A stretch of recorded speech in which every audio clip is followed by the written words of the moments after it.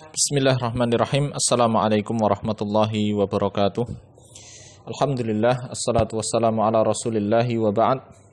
Kaum muslimin dan muslimah rahimakumullah, di kesempatan yang mulia ini kita akan melanjutkan kembali bagaimana cara untuk menuntut ilmu.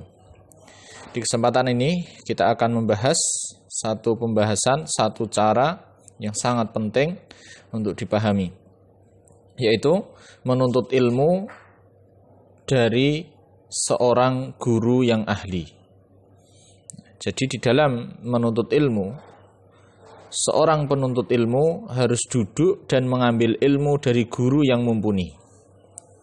Bukan belajar dari buku atau dari internet atau yang lainnya kemudian tanpa ada penjelasan dari seorang guru. Karena ilmu-ilmu yang lain pun demikian. Tidak mungkin seseorang bisa mempelajari sebuah bidang ilmu tanpa guru.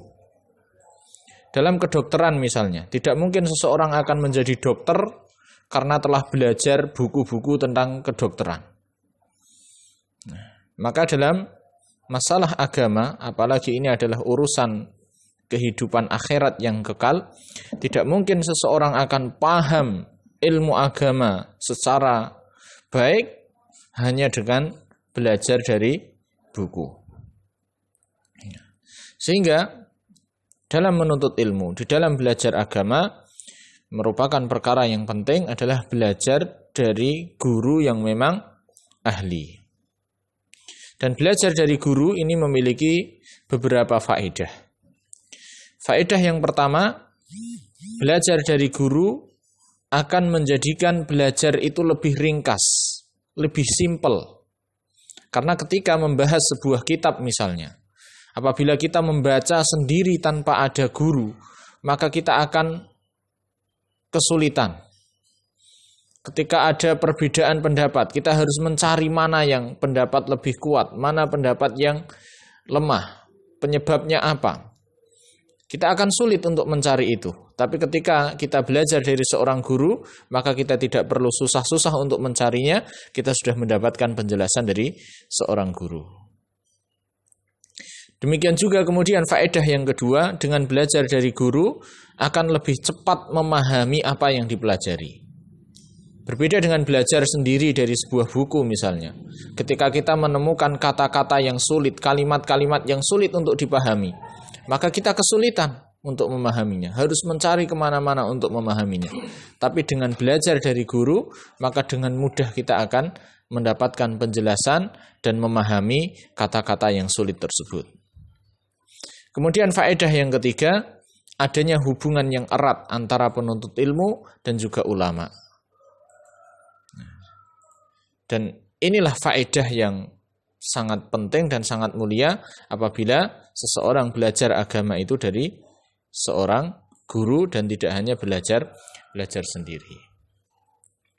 Kemudian sebagian ulama mengatakan man dakhala fil ilmi wahdah kharaja wahdah. Man dakhala fil ilmi wahdah kharaja wahdah.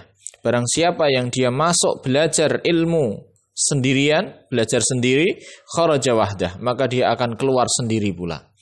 Maksudnya barang siapa yang belajar tanpa guru, belajar sendiri, maka dia akan selesai dengan tidak mendapatkan ilmu apapun. Man dakhala fil ilmi wahdah kharaja wahdah. Sebagian ulama ada yang mengatakan juga inna man kana daliluhu kitabuhu fa khata'uhu aktsar min sawabihi. Barang siapa yang gurunya adalah buku, maka salahnya akan lebih banyak daripada benarnya. Salahnya akan lebih banyak daripada benarnya. Sehingga orang yang belajar hanya dari buku, maka kemungkinan besar justru akan banyak salah daripada benarnya. Maka ini merupakan cara yang sangat penting dan harus betul-betul dipahami dan diamalkan. Belajar agama harus dari seorang guru, betul-betul duduk dan bermajlis dari seorang guru yang memang ahli. Demikian pembahasan kita di kesempatan ini. Wallahu ta'ala a'lam bishawab. Assalamualaikum warahmatullahi wabarakatuh.